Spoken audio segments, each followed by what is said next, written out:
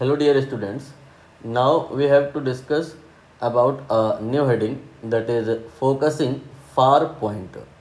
Based on that, इस question को जो कि जेई मेन में आया हुआ है जनवरी में 2025 में करेंगे उसको, बट बिफोर दैट शॉर्ट में मैं आपको थ्योरी ब्रीफ किए दे रहा हूँ।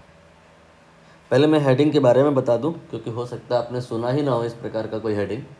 ये हेडिंग इम्पॉर्टेंट है, काफ़ी ज़्यादा ईजी है तो जेई एडवांस के लिए तो इम्पोर्टेंट होगी नहीं, बट अच्छी बात यह है ये जेई एडवांस के लिए भी इम्पोर्टेंट है। तो बहुत इम्पोर्टेंट इसलिए हो गई कि जेई एडवांस में अक्सर इजी चीज़ें आती ही कहाँ हैं, और ये इजी है और आता है इसलिए इम्पोर्टेंट है। आप PYQ उठा करके एक बार देख लीजिए आप। एनीवे, हम थ्योरी पार्ट पर बात कर लेते हैं। पहले बात करनी है हमें यहाँ पर फोकस करने पर एक दूर के किसी पॉइंट से, जैसे कि अमूमन हम अपनी आइज़ को अगर यूज़ कर रहे होते हैं तो पास की चीज़ों को देखने में कर रहे होते हैं क्योंकि हम लोग पढ़ने लिखने वाले बच्चे हैं। लेकिन अगर कभी मूड बने और दूर का देखो तो आपकी आंखों में क्या गतिविधि हो रही होती है, काइंड ऑफ दैट कुछ डिस्कशन होने वाला है यहाँ पे। ये आई लेंस है या नॉर्मल कोई भी आप यहाँ पे कॉन्वेक्स या बाई कॉन्वेक्स लेंस एज्यूम कर सकते हो। ये उसका एक्सिस है और मोटिव है हमारा with the help of this lens दूर की किसी चीज़ को फोकस करना नियरली इन्फिनिटी। तो यहाँ पर हमने इन्फिनिटी में जाना तो संभव नहीं है, पास में ही बना लेंगे। बस मान लेंगे कि ये जो ऑब्जेक्ट आपने बनाया है, ये ऑब्जेक्ट यहाँ से यहाँ तक की जो दूरी है ये इनफाइनाइट है। ऊपर भी बना लिया, नीचे भी बना लिया, ठीक। तो जो ऊपर वाला ऑब्जेक्ट है उसकी इमेज जब इधर बनेगी तो रियल इन्वर्टेड बनेगी, और जब इसकी इमेज बनेगी तो रियल इन्वर्टेड बनेगी, वो एक्सेस के ऊपर की तरफ हो जाएगी। आप एक काम कर लो ना, यहाँ पे A लिख लो, यहाँ पे B लिख लो और यहाँ पे M लिख लो, ठीक। अब इसकी जब इमेज बनेगी तो M की इमेज मैं बना लूँ पहले, तो ये M डैश हो जाएगा। A की जो इमेज बनेगी वो नीचे बनेगी और छोटी बनेगी, इनफैक्ट बहुत छोटी बनेगी, लेकिन ज़्यादा छोटी बनाएंगे तो समझा नहीं पाएंगे, इसलिए कुछ थोड़ा बहुत साइज़ दिखाना ज़रूरी है। यहाँ पर आप A और B की अगर बात करें तो ये A डैश हो गया, ये B डैश हो गया, A एंड B की इमेजेस। ये सब कुछ इन रियलिटी हो रहा होता है जब आप अपनी आंखों से कोई दूर की ऑब्जेक्ट को देख रहे होते हैं। यू कैन से सन की कुछ लोग इमेज बनाते हैं ना। एक लोटा सुबह जब आप पानी चढ़ाते हो पौधों पे, तो पानी के अंदर हम लोग सन की जो इमेज है वो बना करके देख रहे होते हैं, तालाब के अंदर देख रहे होते हैं। Sun suppose to be at infinite distance, उसकी इमेज यहाँ पर बनाई गई है। आप चाहो तो 3D फिगर कर लो कुछ ऐसा, इनफैक्ट आगे करना ही पड़ेगा बट अभी नहीं कर रहा हूँ, नहीं कन्फ्यूज़न हो जाएगी, ठीक। तो यहाँ पर हमें गिवन क्या रहेगा और निकालना क्या रहेगा, मोस्टली हमें ये पता लगाना होता है कि जो इमेज है उसका डायमीटर कितना होगा, या इमेज का डायमीटर कोई बता देगा तो पूछेगा सन का डायमीटर क्या होगा। जो चीज़ें हमारे एक्सेस पे नहीं है उनके बारे में पता लगाना अगर है तो कुछ ना कुछ साइंस यूज़ करते हैं, ये उन्हीं में से एक है। सन का डायमीटर निकालने का एक तरीका है। हमको पता रहता है कि सन यहाँ पर अगर है तो यहाँ से यहाँ तक आने में उसको कितना समय लगता है, सन को नहीं, सन की लाइट को। तो उससे क्या है, स्पीड ऑफ लाइट पता है और टाइम पता है, ये डिस्टेंस आराम से निकल आएगी। अब ये डिस्टेंस पता चल गया है और ये सब तो हमारे लिए मेजरेबल है। लेबोरेटरी में जो इमेज बन रही है सन की, उसका साइज़ और कहाँ बन रही है वो वाली वैल्यू, तो फिर अल्टीमेटली इमेज का डायमीटर निकाला जा सकता है। We are going to relate these things. इसके लिए करना क्या है, आपको A से A डैश को ज्वाइन कर देना है लाइक दिस। इसके बाद में B से B डैश को ज्वाइन कर देना है लाइक दिस, ठीक है। ये जो रे है जो A से निकली है वो ऑप्टिकल सेंटर से होके जा रही है, इसलिए अनडेविएटेड मानी जाएगी, ठीक। दरअसल ये दूरी आपकी इनफाइनाइट है, इसे हमने U लिख लिया है। सही मायने में हमें मॉड U लिखना चाहिए, ज़्यादा सही रहेगा। और चूँकि ये जो आपका ये वैल्यू है बहुत ज़्यादा है, तो ये वाला जो वैल्यू है नियरली फोकल लेंथ के बराबर हो जाएगा। मॉड V इक्वल टू आप F लिख सकते हो। F में मॉड हमने नहीं लगाया क्योंकि ये कॉन्वेक्स लेंस है, उसकी फोकल लेंथ हमको पहले से पता रहती है कि वो पॉजिटिव होती है, ठीक है। अब ये जो सन है इसका डायमीटर हम मान सकते हैं d है। एक काम करते हैं, a से m तक हम इसको मान लेते हैं x, ठीक है। तो डायमीटर हो जाएगा 2x। और अगर जो अभी हमने 3D फिगर बनाई थी उसमें जो डिस्क बनी थी सन वाली, उसका हम बात करें अगर एरिया का तो πx² हो जाएगा। ऐसे ही ये इमेज वाली डिस्क यहाँ पे जो बनेगी उसका एरिया इन फ्यूचर अगर निकालना होगा तो हमें चाहिए होगा उसका रेडियस या डायमीटर, यानी कि b' से लेके m तक मैंने इसको y मान लिया। अब हमें यहाँ पे 4 लोग दिखाई दे रहे हैं, x और ये u और y और ये v या f, इनको रिलेट करना है। Very easy to relate. How? Suppose करिए ये एंगल थीटा है, सिमेट्री कह रही है कि ये भी थीटा होगा, ये भी थीटा होगा, ये भी थीटा होगा। बड़ा करके देख लो, ठीक।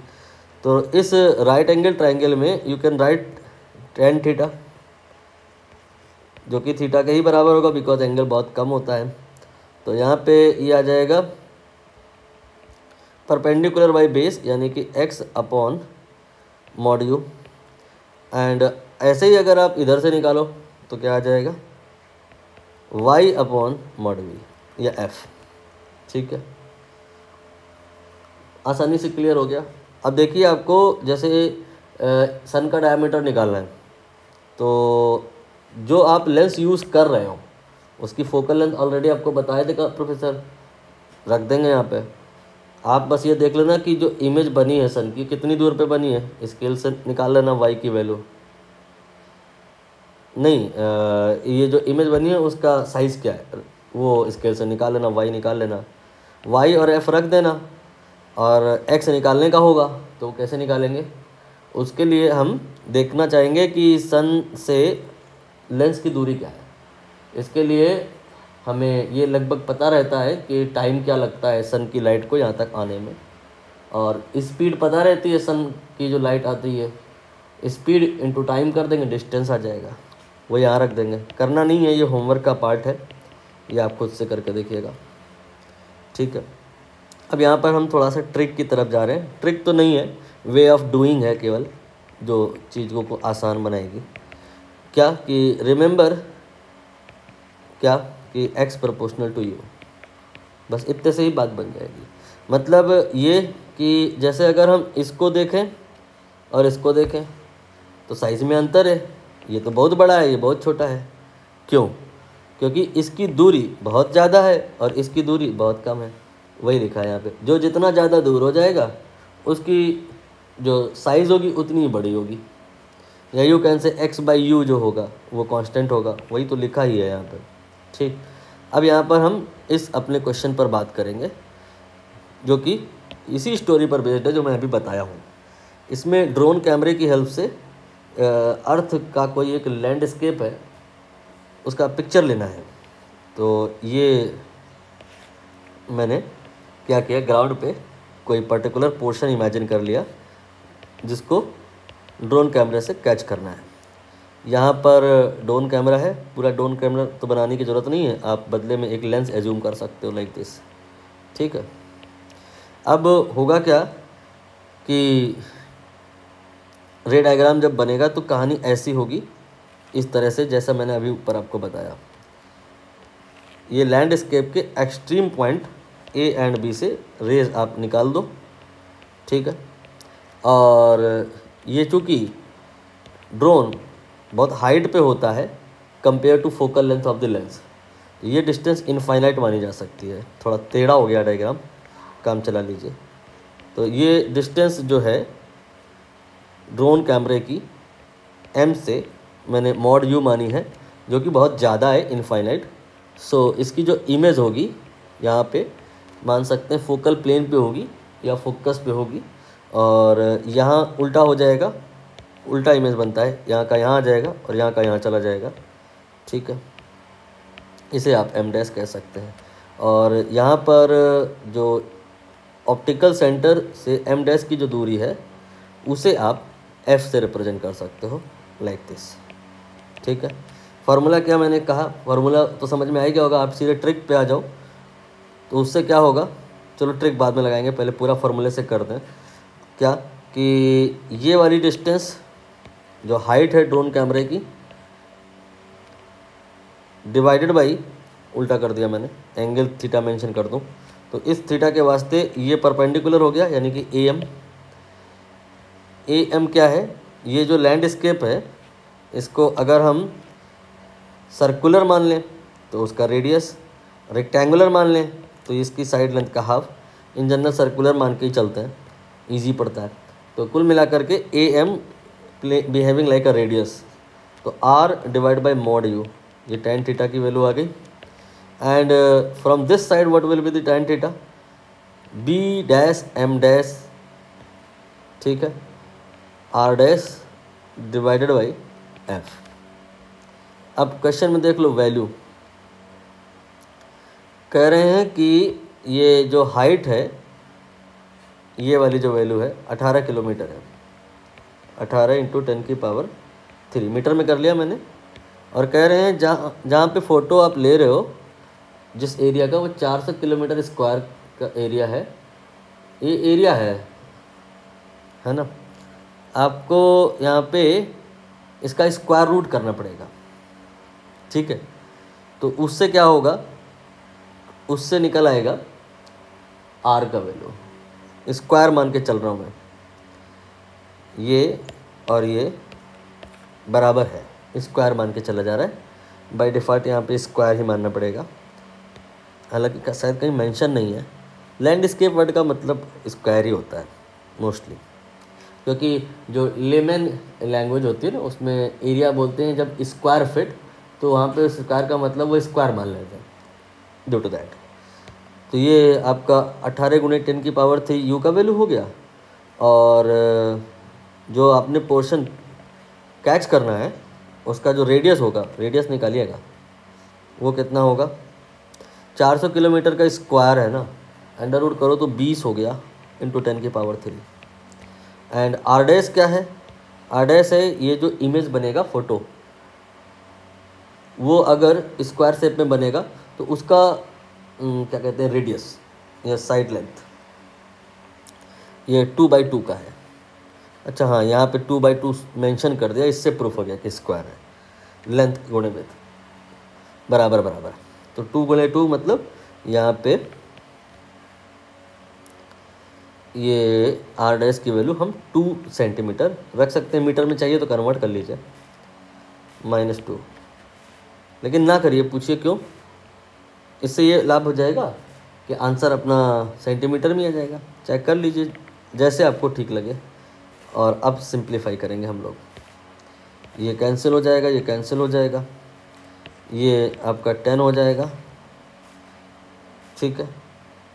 तो फाइनली यहाँ से f निकल करके आएगा 18/10, यानी कि 1.8 into 10⁻² in metre. If you want in centimetre 1.8 into 10⁻² गैप हो जाएगा सेंटीमीटर, आंसर आ गया। बाकी अगर आप इस तरह के खूब सारे क्वेश्चन प्रैक्टिस कर चुके हो तो तुरंत कर लेंगे आप, ज़्यादा समय थोड़ी लगेगा। कैसे, आप यहाँ पे बस ये देखना कि जो साइज़ रिडक्शन है, ये देखो यहाँ पे 20 किलोमीटर लिखा है और यहाँ पे 2 सेंटीमीटर लिखा है, तो जो साइज़ एरिया या एरियल मैग्नीफिकेशन की बात करें तो वो 2 सेंटीमीटर से एरियल मैग्नीफिकेशन तो 4 सेंटीमीटर स्क्वायर से 800 किलोमीटर स्क्वायर हुआ है। तो उससे हम अगर लीनियर मैग्नीफिकेशन की बात करें तो वो 2 सेंटीमीटर से 20 किलोमीटर हो गया है। How many times you can check. और जिस फैक्टर से यहाँ पर चेंज हुआ है उसी फैक्टर से दूसरी वाली जो डायमेंशन है उसमें भी चेंज आएगा। जैसे जब 2 सेंटीमीटर था उस तरफ फोकल लेंथ लिखा जाएगा, और जब 20 किलोमीटर था उस तरफ क्या लिखा जाएगा, 18 किलोमीटर लिखा जाएगा। तो यहाँ पर 2 सेंटीमीटर से 20 किलोमीटर होना, आई थिंक सेंटीमीटर से मीटर होना 100 टाइम्स, एंड देन फिर 1000 10⁵ टाइम्स यू कैन से हो गया है क्या, linear magnification of this size. तो इतने ही टाइम्स डिस्टेंस भी हो जाएगी। तो ये जो डिस्टेंस होगी इसका 10⁵ टाइम्स होगी। तो इसमें आप 10⁵ मल्टीप्लाई करके इसके बराबर कर दो, बात वही पड़ेगी। कैलकुलेशन जैसे आपको सही लगे आप उस प्रकार से कर सकते हैं। फाइनली आंसर यही आएगा।